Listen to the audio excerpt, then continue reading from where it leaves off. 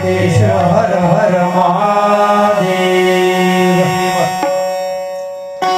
नदी तीरे तडाखेचं वर्णन करतायत. नदी तीरावरली माती अथवा शेतातील माती जी पवित्र ठिकाणची आहे ती माती आणत असताना व्यास महर्षी वर्णन करताय. ओम हराय नमः असं म्हणून ती माती उचलायची आहे. माती घेत असताना शेतातून माती घेताना ओम हराय नमः असं म्हणून माती आणायची. घरी आणल्याच्या नंतर माती झाकून ठेवण्याकरता सांगितलेली आहे आणि त्याच्यावर जल अभिमंत्रित करायचं आहे. ओम महेश्वराय नमः असं म्हणून त्याच्यानंतर ते शिवलिंग बनवण्याकरता आपण घ्यायचं आहे. शिवलिंग बनवत असताना इकडच्या तिकडच्या गप्पा मारण्यापेक्षा आमच्याकडं पांढऱ्याला शिवपुराण झाल्याच्या नंतर एका माता माऊलीने 1,00,000 शिवलिंगांचं अर्चन केलं. 1,00,000 शिवलिंग तिने बनवली. म्हणजे दररोज नाही परंतु एक महिन्याभराच्या कालावधीमध्ये तिने ती 1,00,000 शिवलिंग बनवली आणि बनवून त्याचं अर्पणही केलं. तिचं तिला फळही चांगलं प्राप्त झालं. फार काही कठीण नाही. दररोज थोडे थोडे एक मर्यादित संख्येची शिवलिंग जर दररोज बनवली ना, दररोज 11 बनवा, दररोज 21 बनवा, 51 बनवा, 101 बनवा, 108 बनवा, जसं तुम्हाला शक्य होईल तसं. परंतु बनवत असताना मात्र शेजारी नारीन मग इकडल्या तिकडल्या गप्पा मारत मारत ती जर शिवलिंग बनवायला सुरुवात केली तर ते शिवलिंग बनवणं व्यर्थ आहे. ओम महेश्वराय नमः हा मंत्र अखंड उच्चार असला पाहिजे ते शिवलिंग बनवत असताना. ओम महेश्वराय नमः. पुढे महाराज वर्णन करतायत. ओम शंभवे नमः असं म्हणून जे शिवलिंग आपण बनवलेलं आहे त्या शिवलिंगाची एखाद्या लाल वस्त्रावर, पाटावर लाल वस्त्र मांडून त्याच्यावर ते शिवलिंग ठेवायचं आहे. ओम शंभवे नमः हा त्या मूर्ती काय म्हणतात त्याला प्राण प्रतिष्ठेचा त्याचा मंत्र आहे. शिवलिंगाची प्रतिष्ठा आहे ती त्याच्यामध्ये करायची आहे. त्याच्यानंतर वर्णन करतायत. ओम शूलपाणय नमः असं म्हणून त्या शिवलिंगामध्ये भगवान शंकराचं आवाहन करायचं आहे. मंत्र तुमच्या लक्षात राहतील ना. ओम हराय नमः म्हणून माती घ्यायची आहे. ओम महेश्वराय नमः म्हणून लिंग निर्माण करायचं आहे. शंभवे नमः असं म्हणून पार्थिव लिंगाची प्रतिष्ठापना करायची आहे.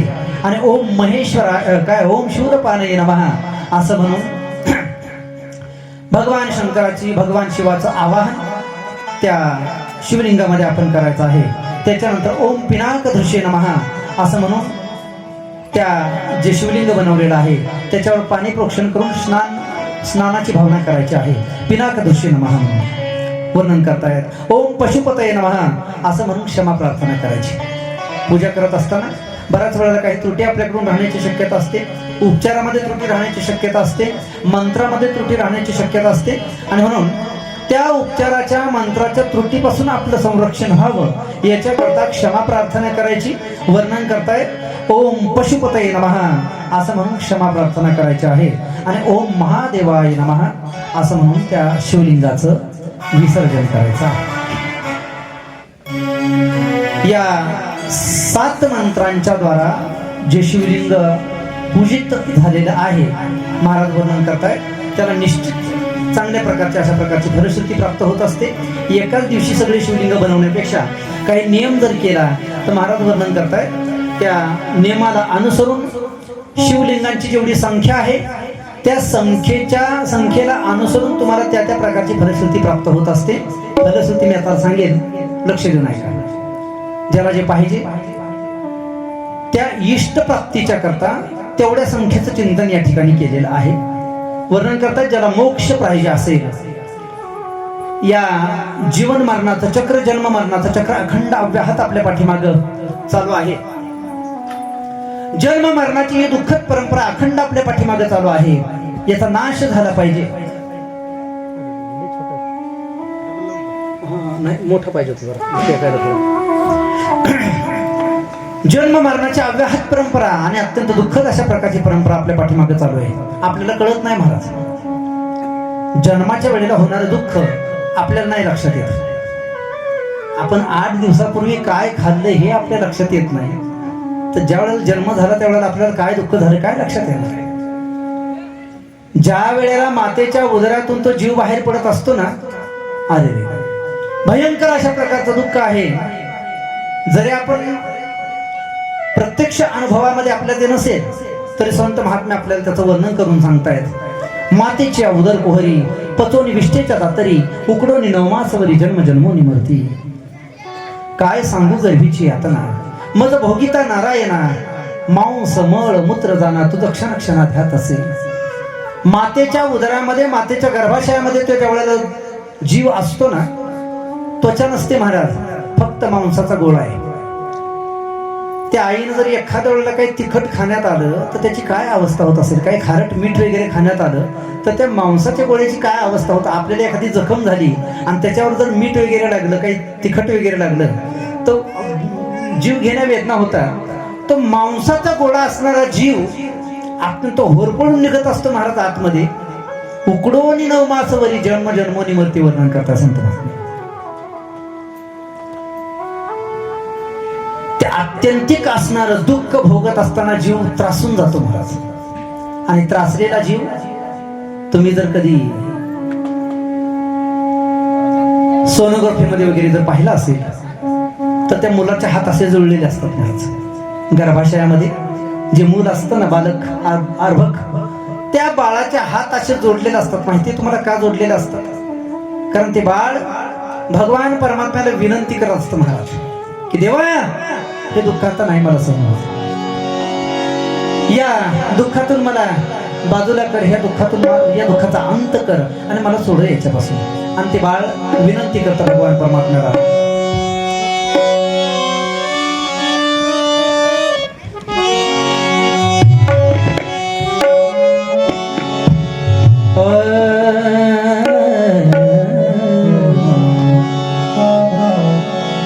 एक वेळ करी या दुःखा वेगळे, एक वेळ करी या दुःखा वेगळे, एक वेळ करी या दुःखा वेगळे, एक वेळ करी या दुःखा वेगळे. एक येळ करी या दुःखा वेगळे, एक येळ करी या दुःखा वेगळे, एक येळ करी या दुःखा वेगळे, एक येळ करी या दुःखा वेगळे. दुरिताचे जाळे उगवोनी, दुरिताचे जाळे उगवोनी, दुरिताचे जाळे उगवोनी, दुरिताचे जाळे उगवोनी. बाय हा माझा नवस, आठवीन पाय हा माझा नवस, आठवीन पाय हा माझा नवस, आठवीन पाय हा माझा नवस.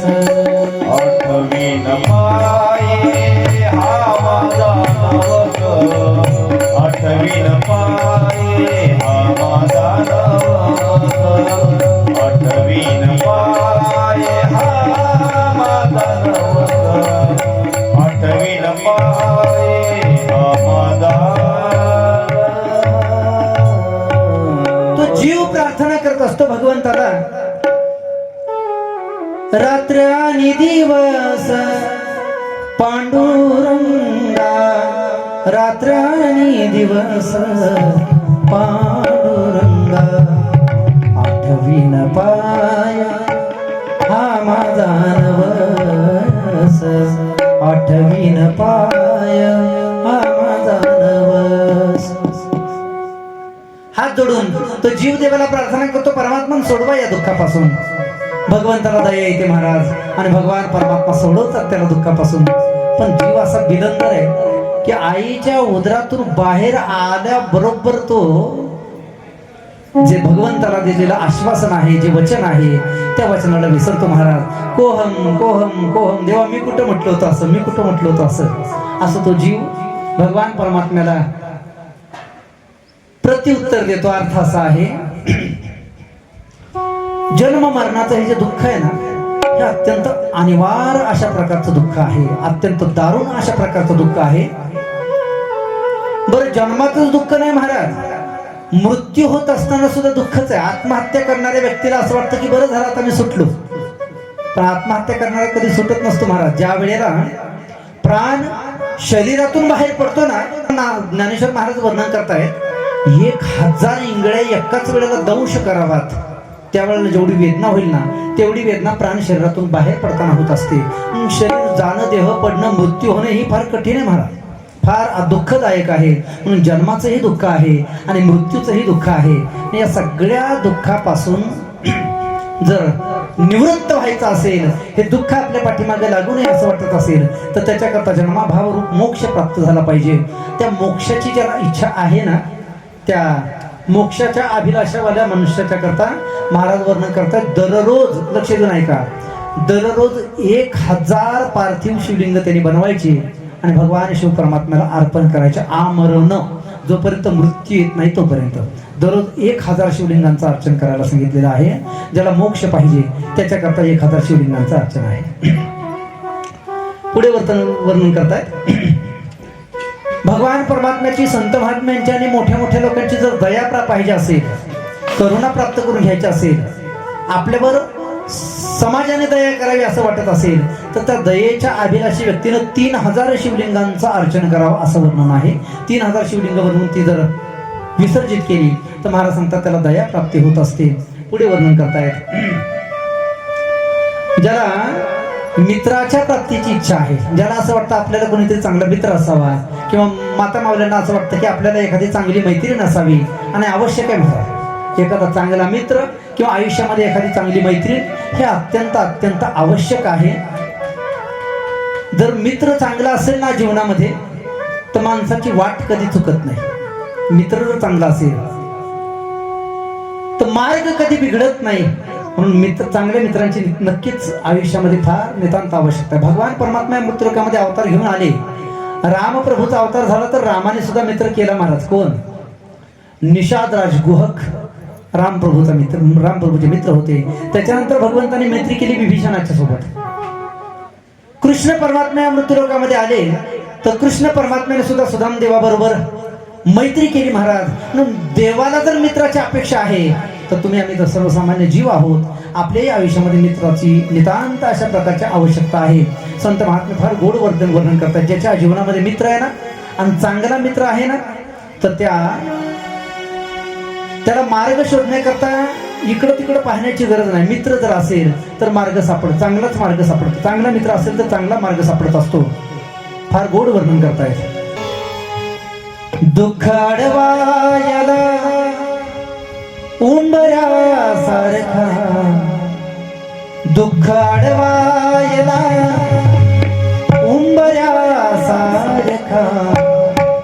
मित्र वनव्यामध्ये गारव्यासारखा, मित्र वनव्यामध्ये गारव्यासारखा, वाट चुकणार नाही जीवन भर तुझी, वाट चुकणार नाही जीवन भर तुझी, वाट चुकणार नाही जीवन भर तुझी, वाट चुकणार नाही जीवन भर तुझी, एक तू मित्र कर आरशा सारखा, मित्र वनव्यामध्ये गारव्यासारखा, दुःख अडवायला उंबऱ्यासारखा, मित्र वनव्यामध्ये गारव्यासारखा, मित्र वनव्यामध्ये गारव्यासारखा. मित्राची नितांत अशा प्रकारच्या आयुष्यामध्ये अपेक्षा आहे, आवश्यकता आहे. म्हणून चांगला मित्र पाहिजे असं जर वाटत असेल तर महाराज वर्णन करतायत, 3000 शिवलिंगांचं अर्चन करा. 3000 पार्थिव शिवलिंग बनवल्याच्या नंतर आयुष्यामध्ये सुंदर अशा प्रकारच्या मित्राची प्राप्ती होऊ शकते. पुढे वर्णन करतायत.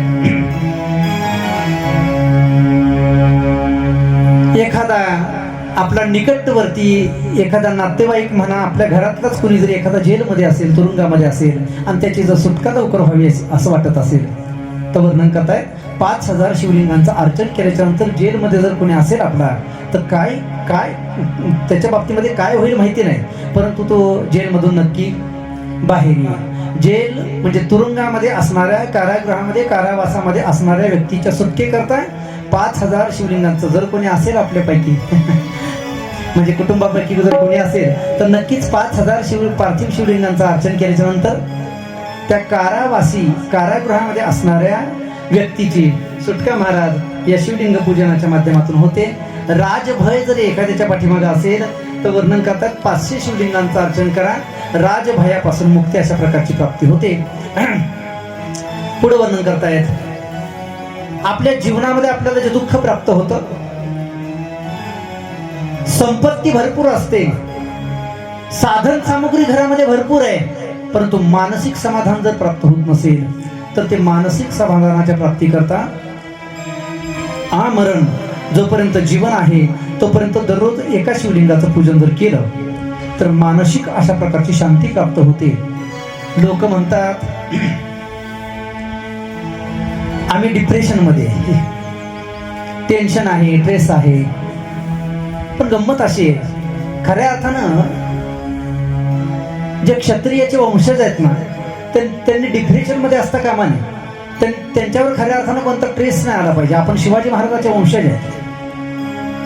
छत्रपती शिवाजी महाराजाच्या वंशज जर डिप्रेशन मध्ये जात असतील तर त्या वंशाचं नावच लावण्यात काय अर्थ नाही.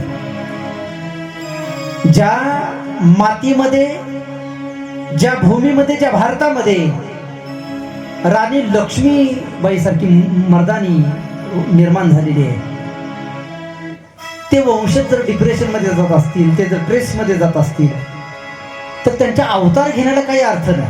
आपण फार मोठ्या व्यक्तींच्या वंशाच्या माध्यमातून आपली निर्मिती आहे, उत्पत्ती आहे.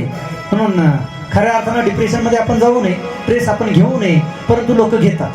अलीकडच्या धावपळीच्या धकाधकीच्या काळामध्ये ट्रेस येतो, मेंदूवर डोक्यावर ताण येतो आणि मग त्या डिप्रेशन मध्ये लोक काय काय करतात, काही लोक आत्महत्या करणारे आहेत.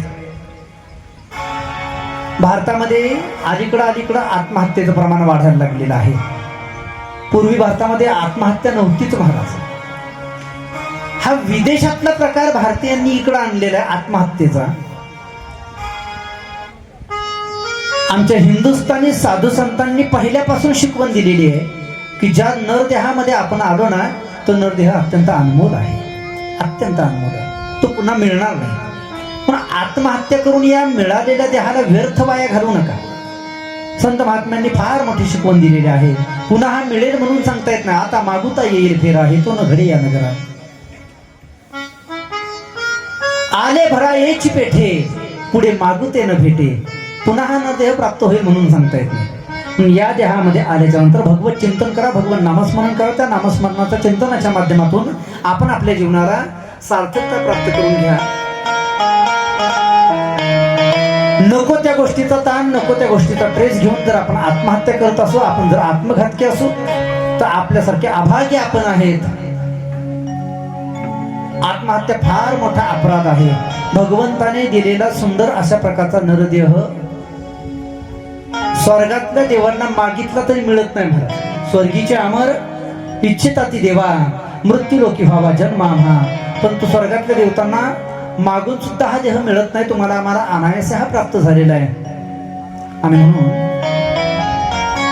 मानसिक समाधान, मानसिक शांतता जर पाहिजे असेल तर महाराज वर्णन करतात, व्यास महर्षी वर्णन करतात, नित्य नेमाने एका शिवलिंगांचं अर्चन, एक पार्थिव शिवलिंग दररोज बनवा, त्याची विधिवत पूजा करा मंत्रोच्चाराच्या माध्यमातून आणि त्याचं विसर्जन मंत्र उच्चार करून ओम महादेव, ओम श्री महादेवाय नमः असं म्हणून त्याचं विसर्जनही करा.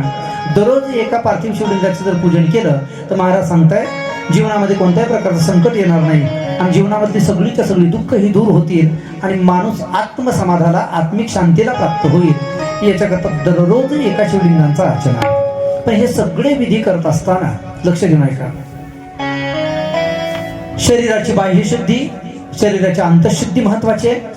आणि कोणत्याही प्रकारची जाळी जळमट शरीरामध्ये अंतःकरणामध्ये असता कामा नये. आपल्या शरीरामध्ये आपलं अंतःकरण तर भरलेले महाराज, कचऱ्याने भरलेलं अंतःकरण आहे. नको तो कचरा आपण आपल्या अंतःकरणामध्ये ठेवलेला आहे. त्याच्यामध्ये काम आहे, त्याच्यामध्ये क्रोध आहे, त्याच्यामध्ये लोभ आहे, दंभ आहे, ईर्ष्या आहे. किती प्रकारची घाण आपण आपल्या अंतःकरणामध्ये भरलेली आहे.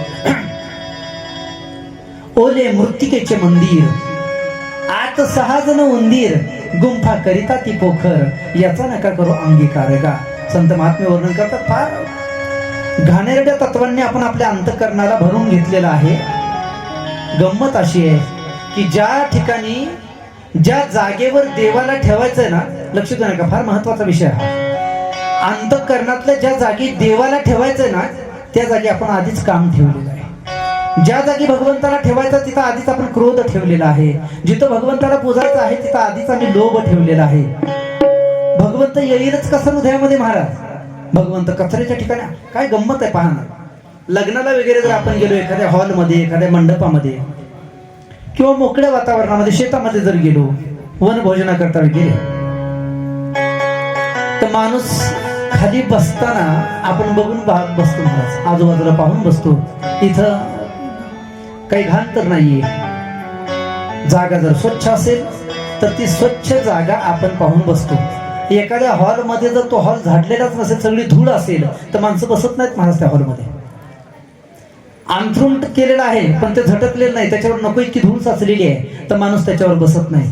सोफा टाकलेला आहे पण सोफा कचऱ्यांनी भरलेला आहे, धुळीनं भरलेला आहे, तर त्या धुळीने माखलेल्या सोफ्यावर कोणी बसत नाही, खुर्चीमध्ये कोणी बसत नाही. का? कारण ते घाणेरडं आहे, मलिन आहे, म्हणून आपण तिथं बसत नाही. आपण तर सर्वसाधारण माणसं आहेत महाराज. आपल्यासारखा सर्वसाधारण मनुष्य जर जागा स्वच्छ पाहूनच तिथं बसतो, तर भगवान परमात्मा तरी घाणेरड्या जागेमध्ये कशाला बसेल महाराज.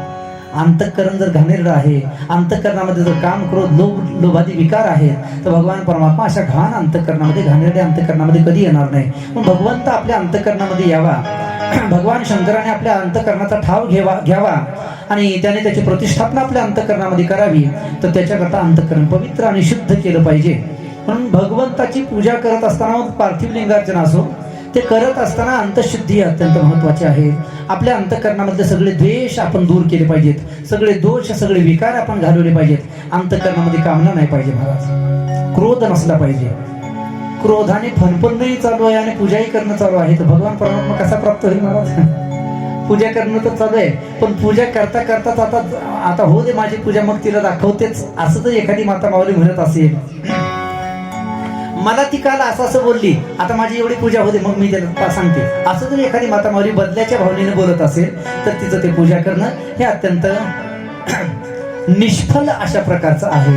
घरामध्ये सासूचं पटत नाही, सासऱ्याचं पटत नाही, इकडं भगवान शंकराला लोटाभरच नाही, कळशीभर नाही, भांडभर, त्या हांडाभर जल जरी टाकलं तरी त्या टाकलेल्या जलाचा काही फायदा नाही. पतीशी बोलत असताना आदवा कसंही बोलते. मी इकडे महादेवाची पूजा करायला जर जात असेल तर त्या पूजेचा काही अर्थ नाही. पतीची या माता, मी काय सांगितलं आपल्याला, पतीची या माता आणि अनुसरणी पतिव्रता. एक गंमत अशी आहे, आपलं हिंदू धर्मशास्त्र असं सांगतं की माता मावल्यांना जर कोणतं व्रत करायचं असेल ना, एखादा विधी करायचा असेल, एखादी पूजा करायची असेल, एखादं व्रत करायचं असेल, उपवास करायचा असेल, तर आपल्या पतीच्या आज्ञा घ्यावी असं वर्णन आहे महाराज. पतीची जर आज्ञा असेल तरच ते व्रत करावं.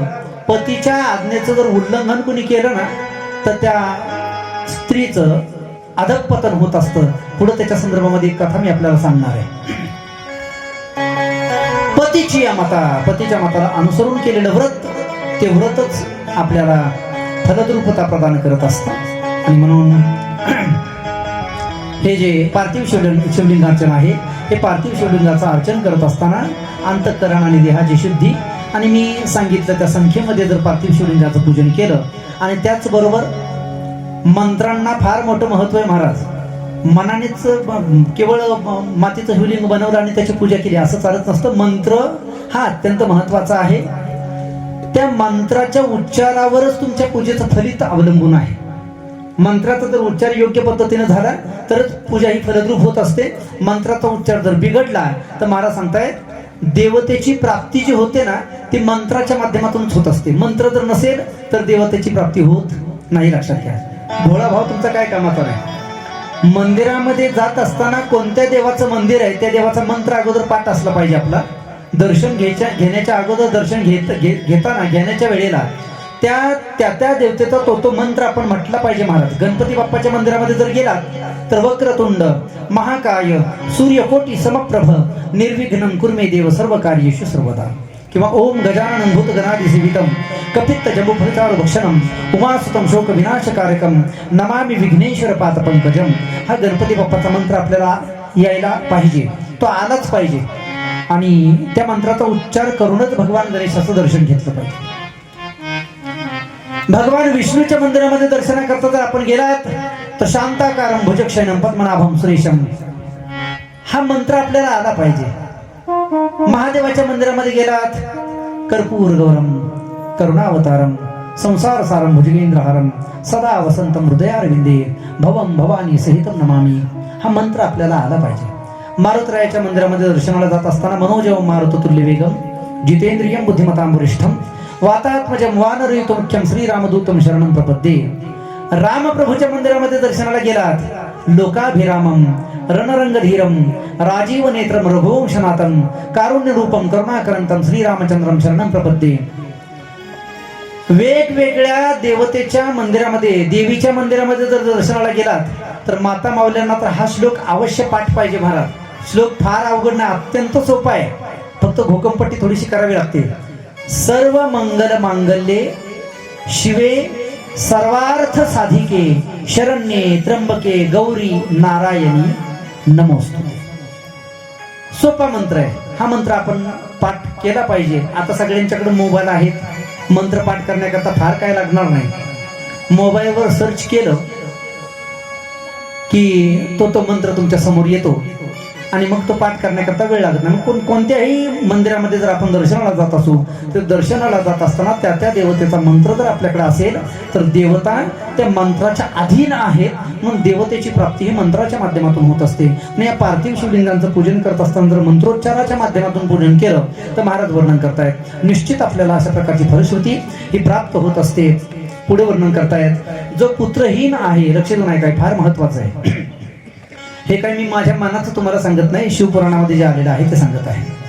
जो पुत्रहीन आहे, विवाह झाला लग्न झाला बरेच वर्ष झालेत परंतु पुत्र संतती होत नाही अशा व्यक्तीच्या करता 55,000 शिवलिंगांचं अर्चन करण्याचा विधी सांगितलेला आहे. 55,000 म्हणजे फार मोठी संख्या नाही महाराज. 1 महिन्याचा किंवा 1.25 महिन्याचा एक नियम करा आणि दररोज थोड्या संख्येमध्ये ते शिवलिंग बनवून दररोजच्या दररोज त्याचं विसर्जन करा. 55,000ची संख्या पूर्ण होण्याच्या करता फार काही काळ लागणार नाही. 1 महिन्याची आराधना करा, 3 महिन्याची आराधना करा, 7 महिन्याची आराधना करा किंवा 1 वर्षाची आराधना करा. त्या 1 वर्षाच्याही आराधनेच्या माध्यमातून दररोज थोडे शिवलिंग 365 वर्षांचे दिवस आहेत ना तर अगदी थोडे शिवलिंग जर दररोज बनवले तर 55,000 शिवलिंग बनायला फार काही वेळ लागणार नाही. 1 वर्षामध्ये अगदी सहज आपण ते पूर्ण करू शकतो. 1 वर्ष काय करायचं महाराज, 1 महिन्याचा जरी आपण विधी केला, 2 महिन्याचा 3 महिन्याचा जरी विधी केला संकल्प, पण अगोदर मात्र संकल्प सोडावा लागतो महाराज. ज्या वेळेला तुम्ही संकल्प सोडाल ना, संकल्प सोडल्याच्या नंतरच त्याची सिद्धी होत असते. बिगर संकल्पाची केलेली पूजा ती सुद्धा फलद्रूप होत नसते. पण संकल्प सोडायचा. संस्कृत आपल्याला येत नाही, संस्कृतामध्ये संकल्प सोडावा लागतो. आपल्याला संस्कृत जमत नाही, मराठीमध्ये संकल्प सोडला तरी काय हरकत नाही. भगवान शिव परमात्म्याचं ते पार्थिव लिंग ज्या वेळेला आपण बनवाल ना, लाल कपड्यावर त्याची प्रतिष्ठा ज्या वेळेला आपण करणार आहात त्या वेळेला डोळे मिटून दोन्ही हात जोडून त्या शिवलिंगाच्या समोर प्रार्थना करा की हे परमात्मा, मी अमुक इतक्या महिन्याचा संकल्प आज तुमच्या समोर करत आहे की या संकल्पाच्या माध्यमातून मी अमुक इतक्या शिवलिंगांचं दररोज अर्चन करून त्यांचं विधिवत विसर्जन करणार आहे. तर परमात्मा या शिवलिंगामध्ये आपण येऊन विराजमान व्हावं आणि माझी जी इच्छा आहे, माझी जी कामना आहे ती भगवान परमात्मा तुम्ही पूर्ण करावी. साध्या अशा प्रकारे जरी आपण बोललं मनातल्या मनात तरी भगवान परमात्मा निश्चित त्याच्याकडे लक्ष देतो. आणि म्हणून संकल्पपूर्वक केलेली पूजा, मंत्रपूर्वक केलेली पूजा आणि विधिवत केलेली पूजा भगवान परमात्म्याला ना म्हणताच येत नाही महाराज. भगवंताला आपलं कल्याण करावंच लागणार आहे. जर आपला संकल्प सत्य असेल तर संत महात्मे गोड वर्णन करतात.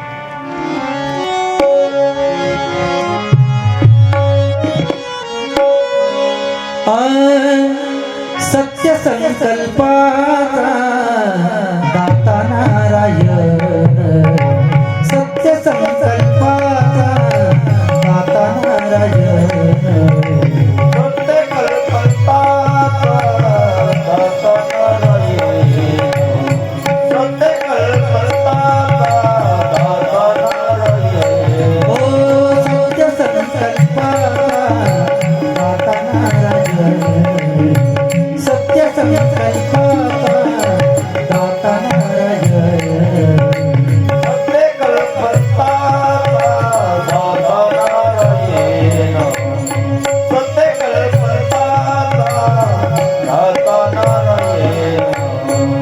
पूर्ण करी सर्व मनोरथ, पूर्ण करी सर्व मनोरथ.